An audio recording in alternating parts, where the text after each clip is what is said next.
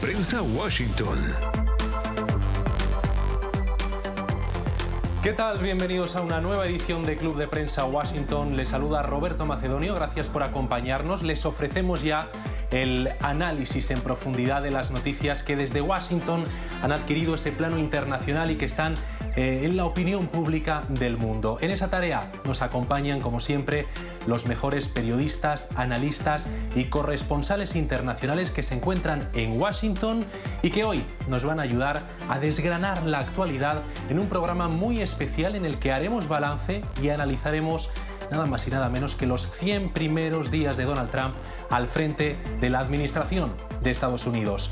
Saludo ya a nuestros panelistas. Nos acompaña hoy Rafael Salido, periodista independiente. Es un gusto, Rafael, tenerte en este panel tan importante. Un gusto, como siempre, estar aquí con vosotros. Muchas gracias, Roberto. Gracias, Rafael. Y también nos acompaña Juan Manuel Benítez, profesor de periodismo de la Universidad de Columbia desde Nueva York. Bienvenido. Gracias, Roberto. Es un gusto contar con la participación de ambos periodistas en un programa en el que, como digo, vamos a intentar analizar en detalle los 100 primeros días de la administración Trump. Unos días que han dado para mucho, que todos los analistas coinciden por lo menos en que han sido frenéticos y han dado espacio a multitud de reformas, a multitud de decisiones por parte de la administración de Donald Trump, algunas mejores, otras peores, según para la opinión de cada uno. Lo que queremos es poner sobre la mesa todos los hechos que han ocurrido en la Casa Blanca para que usted saque sus propias conclusiones.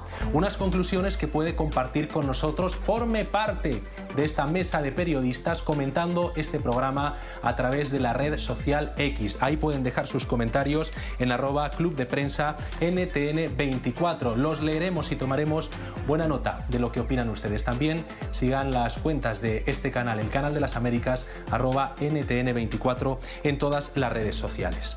100 días de Donald Trump es el primer tema que nos ocupa en este programa Club de Prensa Washington. Después hablaremos de las elecciones en Canadá, pero antes tenemos que centrarnos en cómo está siendo esta jornada en la Casa Blanca, una jornada de balance. Ha habido promesas de campaña, como en toda carrera electoral, que se han cumplido y otras que no se han cumplido, al menos de momento. Tal vez sea pronto para cumplir muchas de ellas, o tal vez algunas le hayan salido no como esperaba al presidente de Estados Unidos. Juan Manuel y Rafael enseguida nos darán su opinión, pero queremos empezar escuchando, como siempre, las voces de los protagonistas en esta jornada. El primer punto que vamos a analizar de estos 100 días de gobierno de Donald Trump es la política económica. Empezamos este programa en clave económica y una de las grandes cuestiones que preocupa a los americanos sin duda es la inflación. Vayamos a los datos, porque en 2022 la inflación de Estados Unidos se encontraba en el 9,1% y una de las grandes promesas de campaña de Trump fue acabar con esa inflación. ¿Lo ha conseguido y a qué precio? Es lo que vamos a trasladar a nuestros periodistas. El 9,1% en 2022 pasa al 3% en enero, mes en el que Donald Trump asume el poder. Y en marzo se sitúa en el 2,4%. Por lo tanto, Trump ha llegado a afirmar: ya hemos resuelto la inflación, pero hay preocupación por el efecto que vaya a tener ahora la política arancelaria, los aranceles. Sobre eso se ha pronunciado Scott Bessent, el secretario de Estado, secretario del Tesoro, quiero decir, de Estados Unidos, quien asegura, pues que no prevé choques en la cadena de suministros por esos amplios aranceles de Donald Trump, y también, haciendo balance en una sesión informativa de esos 100 días del nuevo Ejecutivo, ha afirmado que China podría perder 10 millones de puestos de trabajo por los aranceles. Vamos a escucharlo y ya comentamos. Así que la responsabilidad será de ellos para quitar estos aranceles. Son insostenibles para ellos. Creo que una cosa que ha sido un poco desconcertante para los mercados es que, ya saben, el presidente Trump crea lo que yo llamaría incertidumbre estratégica en las negociaciones, así que él está más preocupado por conseguir los mejores acuerdos comerciales posibles que tenemos para el pueblo estadounidense. Ya saben, hemos tenido 4 años de malos acuerdos por décadas de comercio injusto y vamos a deshacerlos y a hacerlos justos. No creo que tengamos choques en la cadena de suministro y creo que los minoristas han gestionado su inventario frente a esto. Hablo con docenas de empresas, a veces a diario, pero sin dudas semanalmente. Palabras del secretario del Tesoro, pero vamos también a la secretaria de prensa, la portavoz de la Casa Blanca, Karoline Leavitt, porque en rueda de prensa, junto a estas declaraciones que pronunciaba Scott Bessent, se ha pronunciado sobre la reacción de algunas de las mayores empresas de Estados Unidos también a los aranceles, como Amazon, que tuvo un primer amago de aplicar ese coste arancelario al precio final del producto para que lo pague el consumidor. Era una posibilidad que puso sobre la mesa Jeff Bezos, algo que no ha sentado nada bien a la Casa Blanca. Karoline Leavitt lo ha considerado un acto hostil. Acabo de hablar con el presidente sobre el anuncio de Amazon. Esto es un acto hostil y político por parte de Amazon. ¿Por qué Amazon no hizo esto cuando la administración Biden elevó la inflación al nivel más alto de los últimos 40 años? Y también me gustaría añadir que no es una sorpresa, porque como Reuters escribió, recientemente Amazon se ha asociado con un brazo de propaganda china. Esta es otra razón por la que los estadounidenses deberían comprar productos estadounidenses. Es otra razón por la que estamos apuntalando a cadenas de suministro críticas aquí en casa para apuntalar nuestra propia cadena de suministro crítica e impulsar nuestra propia fabricación aquí. Vamos a nuestra mesa de periodistas para analizar estas dos importantes declaraciones que se producen en el marco de estos 100 días de Donald Trump en el Ejecutivo, en su segundo mandato en la Casa Blanca. Juan Manuel Benítez, profesor de periodismo en la Universidad de Columbia, ¿cómo interpreta usted desde Nueva York qué eco han tenido allí estas primeras declaraciones referidas a esa política arancelaria que yo creo que es lo que más destaca de estos 100 días? No sé su opinión. Bueno, eso y muchas otras cosas, pero quiero ante todo aclarar dos datos que son un poco confusos. El primero, la inflación no es que haya terminado con la inflación Donald Trump. En el mes de diciembre del año pasado, cuando Joe Biden todavía era presidente, la inflación se situaba en el 2,9%. O sea que tenemos un nivel de inflación muy similar al que le dejó al gobierno de Donald Trump el gobierno del presidente Joe Biden. Por ahora no sabemos cómo estas políticas arancelarias o de bajada del peso del dólar como moneda a nivel internacional, como estamos viendo en todos los mercados, y también la quiebra del mercado de valores con todas esas pérdidas de los últimos meses, cómo eso va a afectar a los tipos de interés. Donald Trump quiere que bajen. La Reserva Federal está obligando, presionando a la Reserva Federal para que bajen los tipos de interés porque tiene miedo a que suba la inflación. Así es como Estados Unidos, la Reserva Federal, controla la inflación, subiendo o bajando los tipos de interés. Por ahora, el jefe de la Reserva Federal va a seguir en su puesto, aunque Donald Trump sigue presionando para que baje los tipos e incluso ha amenazado con despedirlo.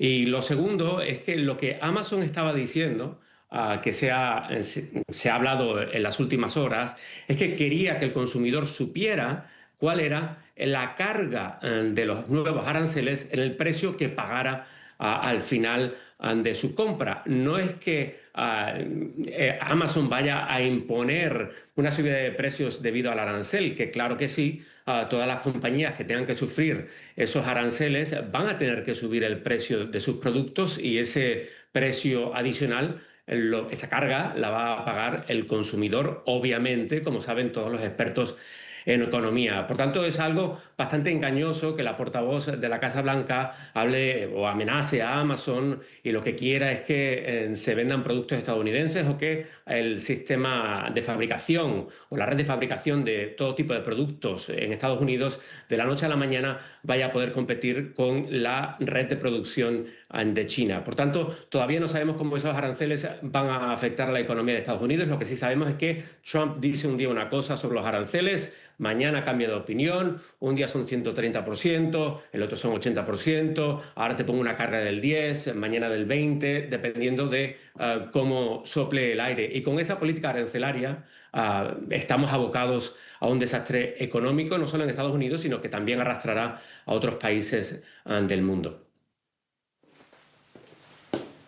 Rafael Salido, ¿cómo cree usted que va a afectar esa política arancelaria? Y su opinión también sobre esas declaraciones de la secretaria de prensa, lo hemos escuchado, ella habla de un acto hostil por parte de Amazon. La cuestión es que, como muy bien comentaba, el tema es qué es lo que busca esta administración con los aranceles. Si aparte de que haya mucha inestabilidad y mucha incertidumbre respecto a cuál va a ser el tipo final, cuál va a ser la tasa, sobre todo es muy difícil negociar. En teoría, la administración vuelve una y otra vez sobre la posibilidad, sobre el hecho de que esto es una estrategia de negociación, pero dificulta mucho al no saber exactamente qué es lo que se quiere conseguir. Entonces, uno de los argumentos de la administración Trump es que quiere fomentar la producción nacional, cosa para la cual efectivamente los aranceles pueden ser un mecanismo perfectamente válido. Cualquiera estaría más interesado en que fueran un poquito menos generalizados, a lo mejor, porque al fin y al cabo no todos los productos se va a poder producir aquí, se va a poder generar. Pero el problema es que, por otro lado, lo que el presidente Trump prometió durante la campaña, contra lo que él luchó, y uno de los grandes motores de su victoria, según todos los sondeos, era precisamente luchar contra la subida de los precios. Y en ese sentido los aranceles, hay que recordar que no sirven en absoluto, porque los aranceles lo que hacen es para compensar una producción local que suele ser más costosa por cuestiones de regulaciones, por cuestiones de las condiciones laborales más favorables en países más desarrollados.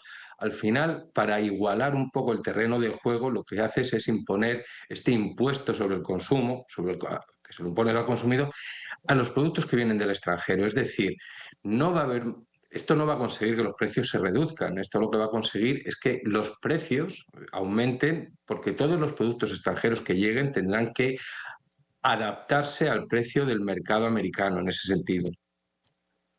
A favor tendría lo de la producción, pero también está por ver, porque al final cuando abres una guerra comercial que está generando tantas medidas recíprocas por parte de otros gobiernos, al final también está el hecho de ¿y a quién vas a vender? Si cada vez que el mercado estadounidense produzca y quiera vender al exterior va a tener que enfrentar esos mismos aranceles, tampoco va a tener mucha salida. Con lo cual, yo creo que ahí la administración la administración Trump se ha metido un poco en un callejón sin salida. Pero sí que es cierto que, por lo que sea, esta vez el presidente Trump ha venido muy decidido a llevar a cabo esa agenda. No está claro, insisto, cuál es el objetivo, pero sí que parece que en esta ocasión, no así como en el primer mandato, parece más decidido, más inflexible y está dispuesto a asumir una serie de precios, como por ejemplo la caída del mercado de valores, que hace 4 años reaccionaba mucho antes. Por ahora está manteniéndose, aunque también es cierto que ya ha dado algunos pasos atrás, como ha hecho con China o como ha hecho en general a la hora de congelar toda esta imposición de aranceles. La segunda oleada más brutal, la verdad. Entonces, en política económica, si nos centramos en esa promesa electoral de reducir la inflación, algo que él ya ha dado por sentado, ¿no?, pero que tenemos que, como comentáis, esperar a los efectos de los aranceles, ¿le daríais en estos 100 días una, calificación de promesa cumplida, incumplida? ¿Es demasiado pronto para recibir? A ver, venga, rápidamente, Juan Manuel, ¿qué nota le pone a estos 100 días? ¿Cumplida o incumplida la inflación? Roberto, que es que la inflación en el mes de diciembre era del 2,9%. Más del 2,9% no lo va a bajar. Lo que quería Donald Trump, el mensaje de bajar la inflación, era muy anterior a la campaña presidencial, cuando después de la pandemia los precios subieron de una manera bastante rápida, pero que había sido como consecuencia de los efectos de la pandemia y de la red de suministro internacional. O sea que bajar la inflación, Donald Trump no ha bajado la inflación. Y los pasos que está dando a nivel económico son desastrosos. de acuerdo con todos los criterios económicos de los mejores expertos. O sea que la nota para Donald Trump en lo que va de economía y finanzas, viendo cómo la bolsa de Nueva York y todos esos valores han bajado significativamente, nada más que tienen que ver las cuentas de pensión privada que tienen los estadounidenses, cómo se han reducido desde que Donald Trump ha llegado a la Casa Blanca. Por tanto, tenemos que decir que la nota que recibe Donald Trump es de un suspenso absoluto. La nota para Rafael en política económica de estos 100 días.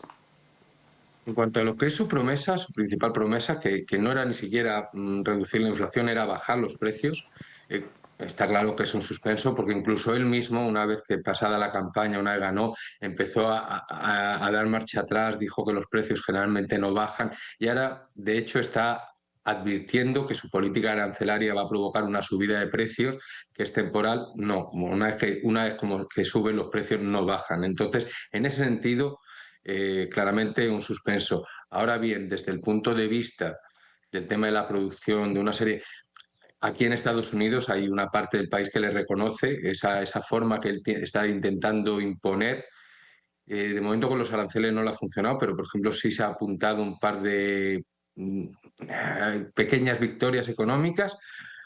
Por un lado con Panamá, después de amenazas más que arancelarias, casi de una posible ocupación, consiguió que rompiera un contrato con China en el canal de Panamá. La verdad es que no sé hasta qué punto eso es determinante o no, pero desde luego ha sido una victoria que él se ha notado de cara a la galería.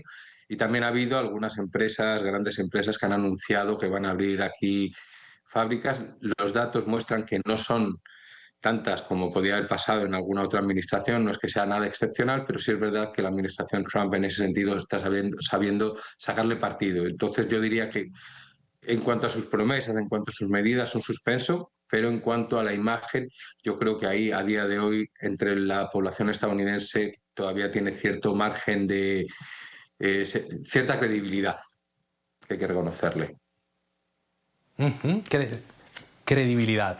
Vamos a hablar de la política migratoria, que es el otro gran bloque en el que queremos centrarnos en el análisis de estos 100 primeros días de Donald Trump. Desde luego, decisiones ha tomado en esta materia. Ahora las vemos. Antes una pausa. Hasta ahora. Bienvenidos de nuevo, seguimos analizando estos 100 primeros días de Donald Trump en la Casa Blanca. Hemos hablado de su política económica y queremos centrarnos ahora en la política migratoria. Para ello nos acompañan Rafael Salido, periodista independiente, y Juan Manuel Benítez, profesor de periodismo de la Universidad de Columbia. Con ellos nos centramos ahora en este aspecto, el migratorio, en el que hemos visto por lo menos un descenso en el número de detenciones en la frontera de Estados Unidos desde que Donald Trump asumió el poder. Las detenciones en este punto se han reducido en un 90%. Empecemos por Juan Manuel. Juan Manuel, le pregunto en primer lugar, ¿qué le ha parecido la política migratoria que ha llevado a cabo Donald Trump? Y este dato, ¿cree que se va a mantener? ¿Se lo esperaba? Bueno, ese dato es anterior a que llegara Donald Trump al poder, una vez más. Ya habíamos visto la reducción de las detenciones en la frontera porque los migrantes habían dejado de intentar cruzar la frontera sur durante el final del gobierno de Joe Biden, porque Joe Biden estaba ya endureciendo las medidas y dificultando la solicitud de asilo por parte de estos migrantes. Ahora, cuando se trata de la política migratoria del presidente Donald Trump, ha sido una política migratoria muy preocupante, entre otras cosas porque no tiene ningún tipo de debido proceso. No se están respetando las reglas del sistema de derecho para estos migrantes que sí tienen derechos constitucionales en suelo de Estados Unidos. Hemos visto cómo Donald Trump, e incluso negándose a aceptar los veredictos judiciales, ha llevado a migrantes venezolanos a una prisión de El Salvador, una prisión que ha sido en muchos casos denunciada por violación de derechos humanos. Estamos hablando también de que el gobierno de Donald Trump está deportando a ciudadanos estadounidenses con sus progenitores que quizá sean indocumentados. Pero en todas estas deportaciones masivas, lo que está ocurriendo es que se están escapando, está habiendo muchísimos errores que no están siguiendo las reglas del Estado de Derecho, y por tanto es algo muy preocupante, porque incluso en mi campus universitario, aquí en Manhattan, en la Universidad de Columbia, tenemos estudiantes internacionales con visados de estudiantes que tienen miedo incluso a escribir un artículo que pueda verse como crítico del gobierno de Donald Trump. También ha habido una reducción en ese caso de la libertad de expresión y de la libertad de prensa. O sea que si queríamos un sistema migratorio mejor, más eficaz, eso Donald Trump no lo ha conseguido. Si queríamos deportaciones masivas, miedo entre la población migrante, no solo indocumentada, sino también documentada, y también una violación del Estado de Derecho, eso sí lo estamos teniendo, y con unas notas muy sobresalientes. 47.324 detenciones en diciembre de 2024, administración Biden, efectivamente, y ya en febrero, digamos que Donald Trump llega al poder con una reducción notable de esas detenciones. En febrero 8.346 en la frontera y en marzo 7.181 detenciones. Le pregunto a Rafael por las dos últimas órdenes ejecutivas migratorias que ha firmado Donald Trump, esa relativa a las ciudades santuarios, en su caso para respaldar a los policías, el gobierno de Trump, a los policías que sí lleven a cabo esas detenciones, y también la referida a los camioneros. Les exige Donald Trump que hablen inglés. ¿Qué le parecen? Me parecen dos gestos de cara a la galería. El primero no tanto, el tema de las ciudades santuario. Esta administración lleva, bueno, y el presidente Trump desde antes de asumir, llevan tiempo queriendo librar esa batalla contra las ciudades santuarios, que son aquellas, recordemos, que no apliquen las políticas migratorias nacionales o federales, pero priorizan otras. Este es un país complejo en el cual distintas agencias tienen distintas funciones y encima eso se divide a nivel estatal, federal. Entonces, esto al final acaban siendo municipios en los cuales priorizan otro tipo de crímenes, y a veces lo que le pide la administración, lo que pide el gobierno federal es, en caso de dar con algún inmigrante irregular por cualquier otro motivo, tenéis que notificar. Y es verdad que a veces, en ocasiones, no lo hacen. En ese sentido es lo que quiere reforzar, pero sobre todo lo que está queriendo esta administración, porque la orden ejecutiva no va mucho más allá, es abrir un poco esa batalla.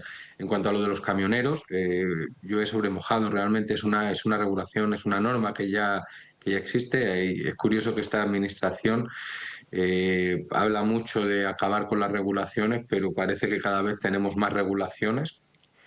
Y a mí lo que me llama mucho la atención, y sí quería hacer un poco hincapié enganchando con lo que comentaba Juan Manuel, el miedo. Yo creo que al final la política migratoria de esta administración, por lo menos por el momento, no está siendo una política migratoria en sí, está siendo simple y llanamente una política de miedo.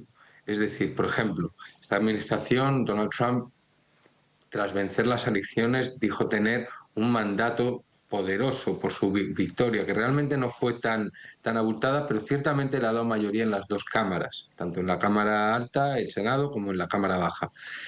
Y sin embargo, después de 3 meses, aquí no se ha hablado en ningún momento de una reforma del sistema migratorio, cosa que es un run desde hace décadas. Cada vez que entra un nuevo gobierno se está hablando de cuál va a ser esa nueva ley migratoria que va a arreglar el problema. Aquí no ha habido, y hay que recordar que hace apenas un año había un acuerdo en el Congreso entre las dos cámaras, un acuerdo entre los dos partidos, el republicano y el demócrata, para endurecer de sobremanera la política migratoria y también para dar recursos para agilizar los procesos migratorios. Era un poco el compromiso. Cerrar un poco el acceso, pero agilizarlo.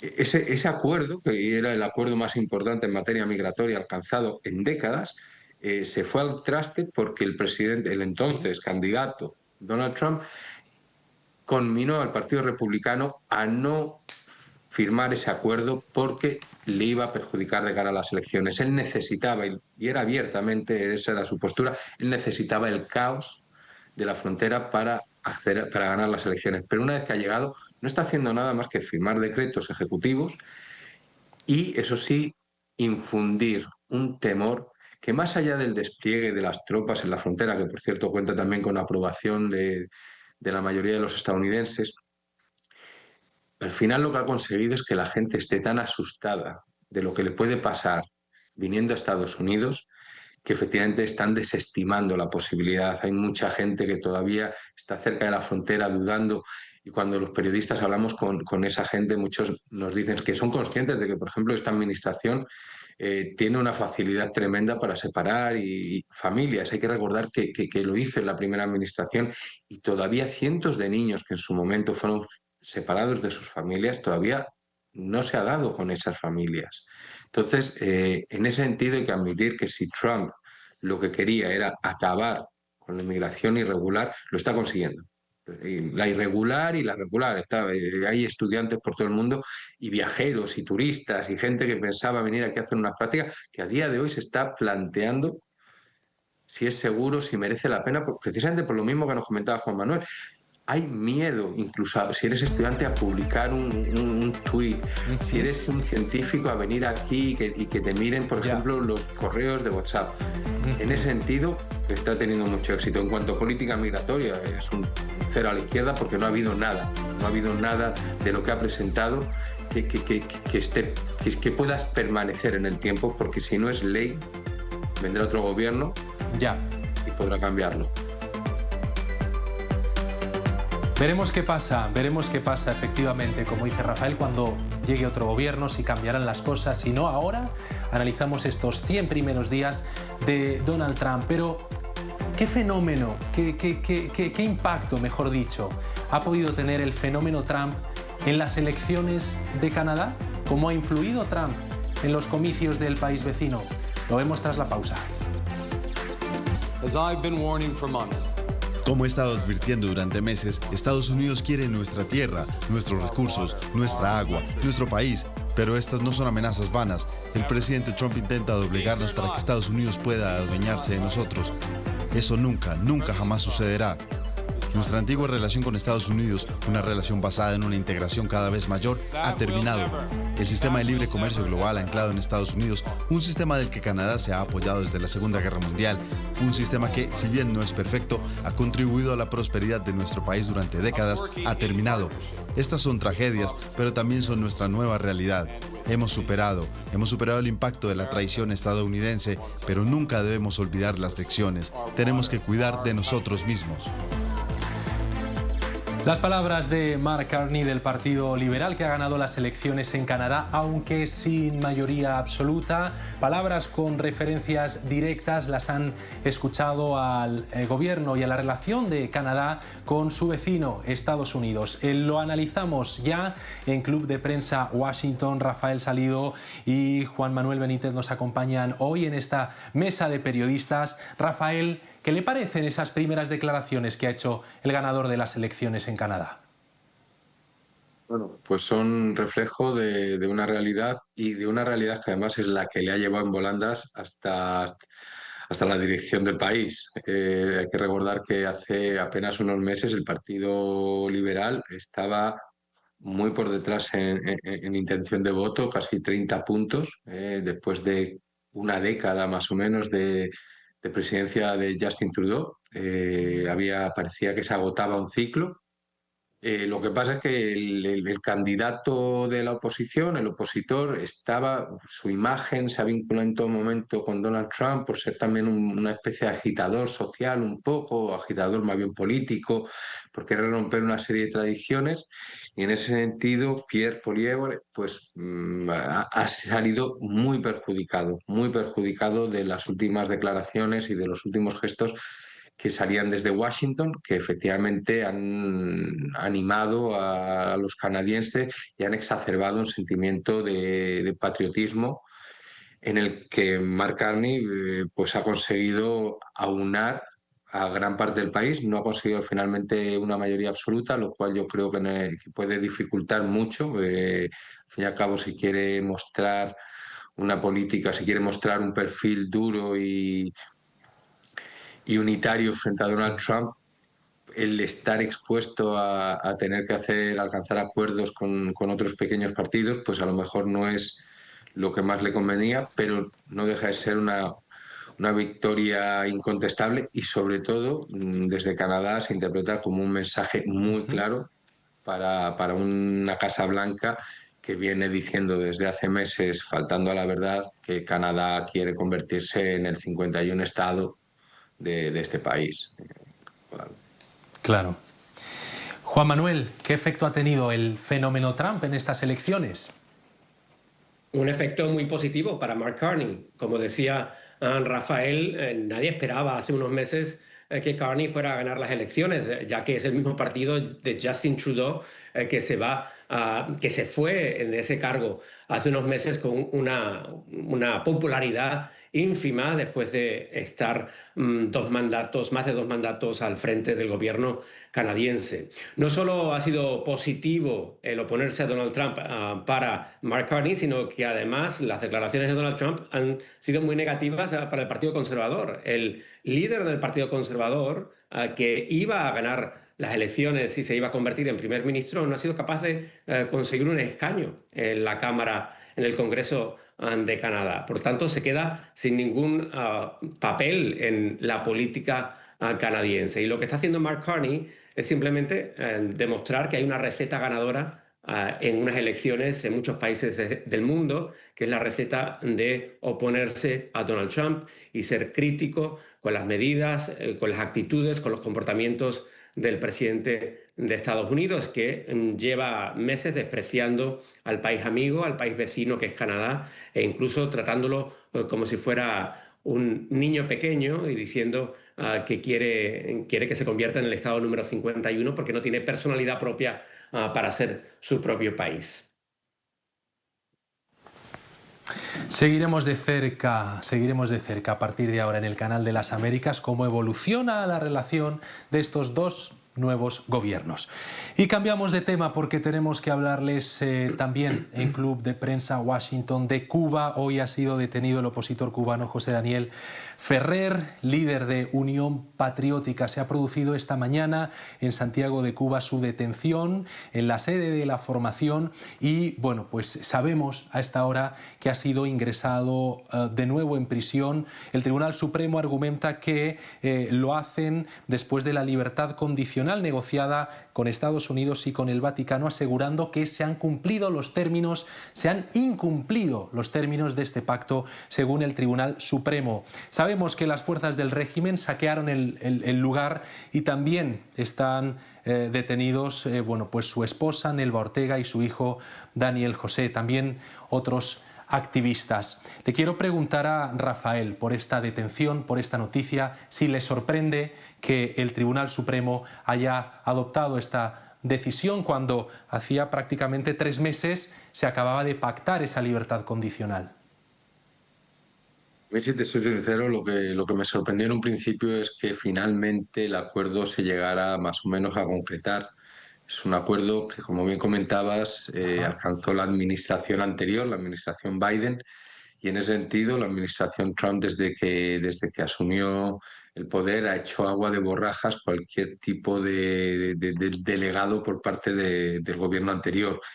Lo que le ha gustado se le ha intentado apropiar, como podía ser el alto el fuego en Gaza, pero lo que no le ha gustado, como la ayuda a Ucrania o como puede ser un acuerdo con Cuba, pues lo ha intentado paralizar. Entonces, en un principio yo creo que este es un poco una medida de presión por parte de La Habana, basándose en un tecnicismo muy espurio, que es que abandonó el municipio sin pedir permiso.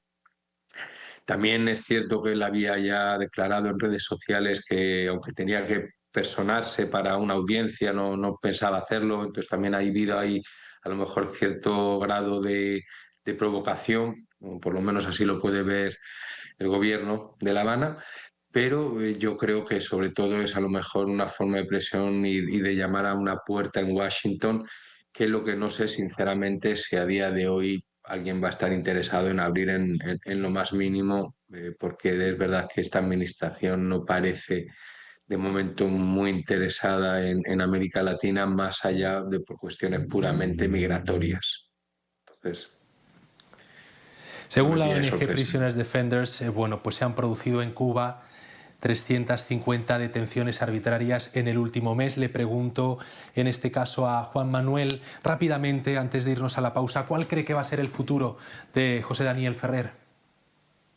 Bueno, el futuro de cualquier tipo de disidente político en muchas dictaduras del mundo que están viendo cómo Estados Unidos no se va a preocupar mucho por el tema de la democracia, ya que está engrandeciendo el poder de la presidencia. Recordemos que Donald Trump no está realmente gobernando con su partido republicano en Estados Unidos, sino que está gobernando por decreto, está firmando decretos con los que está llevando a cabo sus medidas. Por tanto, ya no hay ningún tipo de superioridad moral, sí que existía, de Estados Unidos frente a dictaduras como la cubana.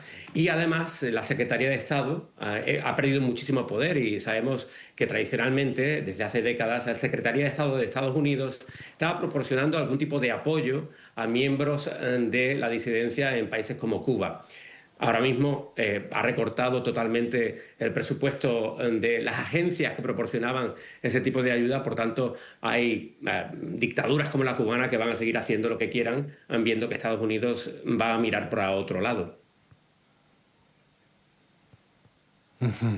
En fin, es una triste noticia que también teníamos que analizar hoy en Club de Prensa Washington, esa detención que se ha producido, como decimos, esta mañana y que estamos siguiendo de cerca. Les invitamos a ustedes a que se sumen a esta mesa de periodistas de NTN24 y nos den su opinión en la red social X. Ahí estamos, @Club de Prensa NTN24 y también @NTN24 en todas las redes sociales, leyendo sus comentarios para que formen parte de este club. Hacemos una pausa, enseguida seguimos aquí en el canal de las Américas. Hasta ahora.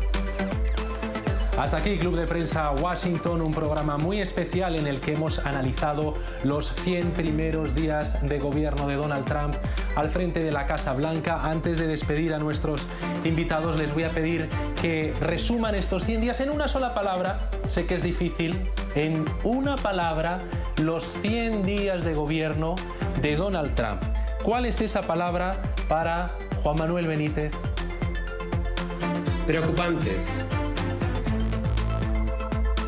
Preocupante. Rafael Salido, su palabra para definir estos 100 días. Miedo.